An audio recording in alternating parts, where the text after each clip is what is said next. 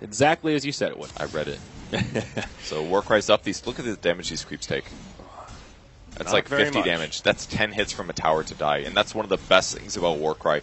Makes it so easy to push. C9 has pretty good counter push by using Scream, maybe Impale, and Gyro Flak or something. But the Flak, again, doing less. Like, it gives them so many good chances to just go high ground. Like, he Warcried this creep wave, and it's going to take forever to die.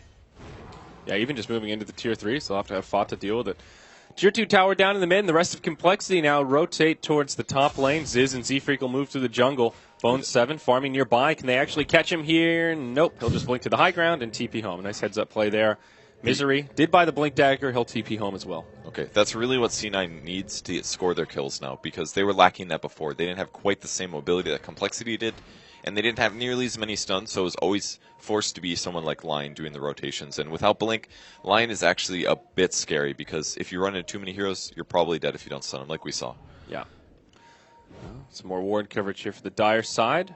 Still continuing with their aggressive wards, and now actually putting a defensive ward down as well, which did come in handy as Complexity were rotating through their jungle. Let's take a look at Complexity vision now. They've got some deep wards themselves, very centered around this mid lane, looking at the Dire Secret Shop, the low ground near their Ancients, and also the mid here. So pretty good intel for the movements they've been making, and pairing well with this aggressive style they've had. They do know that some of Complexity is in their jungle. They smoked in the enemy jungle to gank their jungle, but it doesn't look like they're going to find anybody. Complexity is kind of rotated away from it. Yeah, this is a great ward right here. They can see whenever Envy or Fata most likely will be farming this big camp. Usually a spot where you feel pretty safe deep in your own jungle, but relocates are always a possibility if somebody gets a little bit low. And that's the threat that Complexity has. C9 has to worry about constantly solo farming a lane, because if the Centaur is in the area, anybody can get solo killed, with the exception of maybe, well, not solo killed, but it would be a stomp into relocate kill. Viper's maybe a little survivable against it, but you got to get your timing. You have to pop your BKB or dodge that stun, and that's difficult. All right, invisibility room picked up by Misery. He's just a couple of creep kills away from level 11. Big pickup for Lion. Mostly for that cooldown reduction on Figure. It goes from 160 to 100 seconds, but there's been an equally big pickup here for Complexity. That's the BKB on Sven. This next series of fights will be very difficult for Cloud9 to deal with that long-duration bout of Magic Immunity. Misery scouting things out here, maybe thinking about a go onto Swindle Melons. It's getting pinged out. He would need someone else to come. Envy's pretty nearby here in the lane. They could actually try to set this up. They don't have vision on the rest of the Radiant squad, though, so it is very risky. Like, they could try it, but there's always going to be a relocate if there's only two. They go on it. There's the Hex. Yeah. Stun as well, and there's the relocate instantly. Swindlemelon's going to get his mech off. He's still alive, able to get out, and Eternal Envy's going to die. Oh, it's a bloody disaster. Big Daddy comes in. He wants Swindlemelons. The LSA is there. It's a 3-0. They give him the Laguna for good measure. Swindle survives the assault. No. How does this guy reliably stun No-Tail every single time? Man, like... Well, they are ex-teammates after all. Maybe he just knows the way No-Tail likes to play. Got his number. Yeah. Bone 7's pressuring the tower. Oh, gets stunned. Will he have the stun? He does throw the stun. Bone 7 right-click, double edge, and that's another kill. Great setup here. And that's an unstoppable streak going to Fly. This support Lina now starting to transition into a bit of a core. Fly is so good, man. And this is how you have to play Lina support. You have to get those slightly, I'll say greedy, but it basically is...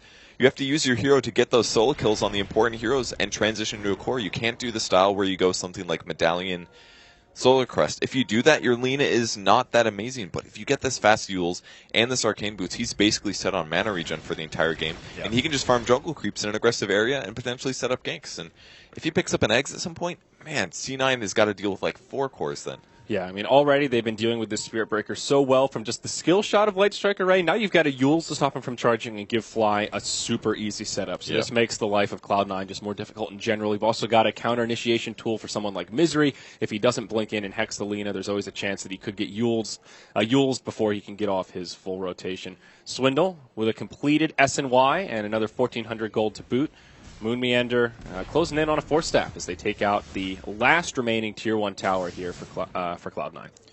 And their survivability is still so good on Complexity. How many double damage runes have there been this game? There's been at least 2 on Bone 7. I've seen at least 2 or 3 on Complexity. Yeah, there have been quite a few. I agree with that. It's a really good rune here to get for Shadow Fiend, because that's a Tier 2 tower that's going to fall, because Complexity knows that they're not going to challenge them at this point.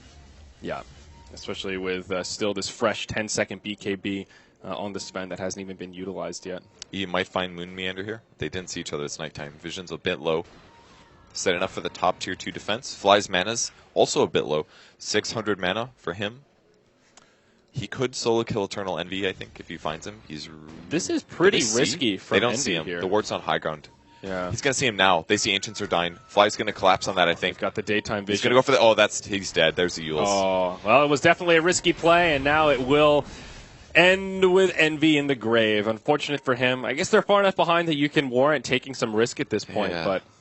He didn't buy out either, so any gold that he got there, he did prevent Sven from getting it, but he's not going to be there to carry his team in the late game because of deaths like this. Like, it's a Viper. Viper, if your team isn't stomping or in a moderate place, like, you need some bigger carry potential than just a Viper in the late game. Fada doesn't naturally farm very fast, so Gyro needs to snowball, and that just seemed like an Envy didn't know what to do thing or something. Like, he stole the Ancients, but it's in such a greedy place. Like, his team was kind of close by, but they weren't even close. Yeah, not close enough to react to something like that once he gets caught by the Yules. Roshan will go down to Complexity. Nice easy kill there. It'll be Swindle that picks up the Aegis. And Z-Freak, man, this Wisp is rolling in the money. No boots, but he's got a Glimmer Cape already. Yeah, really good item to have against C9.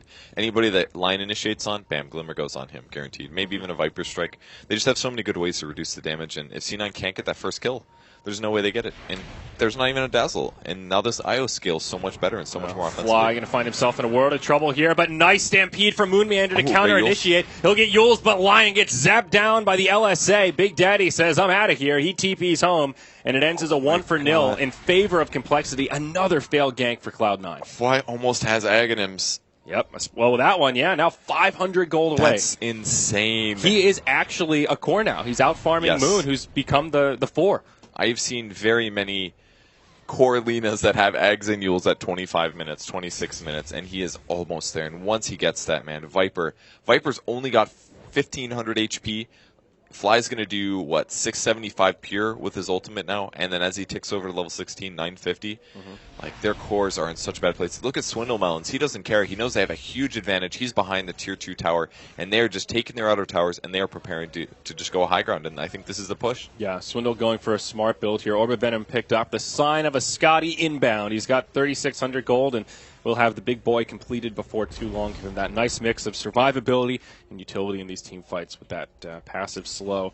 Ziz also going for some armor here, probably an Assault Kuros to come out, but just the plate mail for now. Sven, very, very tanky, and I just don't see Cloud9 killing this guy easily unless they unload all of their ultimates on him. Maybe if he gets hit by the Sonic Wave, the Finger, and the Nether Strike, they can bring him down, but... They could, it would take a lot of magic nukes, and they'd have to chain stun him the whole time, because either casting Warcry or BKB is going to put him in a bad spot. So. Moon getting position set up on the bot tier 2. Big Daddy No-Tail not getting spotted because Flies wasn't quite on the high ground, and he's going to TP out as well, so smart to do that. Once you go that far to squeak in, it's kind of difficult. Envy is in such an aggressive position right now. He's got this Dire Wolf or Alpha Wolf with him to kind of scout things out a little bit, as well as a TP scroll. I think he's just really scared. He knows that the opponents can kill him very easily. There is a Wisp, so he has to farm where he knows there probably aren't Observer Wards. And that's right next to the enemy team's base. So it may seem like a crazy thing here, but this is probably also the reasoning that he was going for the Ancients. And they do also counter that ward that was just placed on the plateau. So opening up a little bit more space for Envy. It's working out so far, and he will TP out as soon as he sees some enemies inbound. He'll have to feed over his Alpha Wolf. A worthy feed there to make sure he makes it back to safety. All right. So at this point, Complexity is getting very close to more major items. I think they're just going to spend some time farming because they know that in the late game they have a really big advantage with C9, against C9 that is. Shadow Fiend's going to have his next tanky item. That'll give twice as much HP as it would normally because he has an Aegis, so that's even more damage that C9 has to expend to kill him. And Sven actually very close to the Assault Kuros, now just a Hyperstone away with 1,000 gold in the bank. Already has the recipe picked up on the courier, so perhaps they'll just let this Aegis expire, pick up the AC, and then look to take a team fight and possibly break the high ground. And maybe even before that, they smoke up behind the Shadow Fiend. They'll try to bait with Swindle. He's got about a minute and a half left on the Aegis, so it'll be expiring right as this game rolls over to the 30-minute mark. And Complexity will try to make use of it if they can. And there's the Warcry. So 20 extra armor for Shadow Fiend in case he was hard to kill before. Such good synergy with that because so many SFs just build HP. And then you just get this free armor from Sven. And Sven is also still a very scary card. Almost an ulti from No-Tail. He's just trying to bait out some spells. No BKB on Shadow Fiend, obviously. There's the first stun. All right. Complexity, happy to have Swindle take a little bit of this damage to get things started. At the very least, they'll have a regen rune coming up here in about 60 seconds. There's the glyph from Cloud9. Complexity will get a free tower out of it.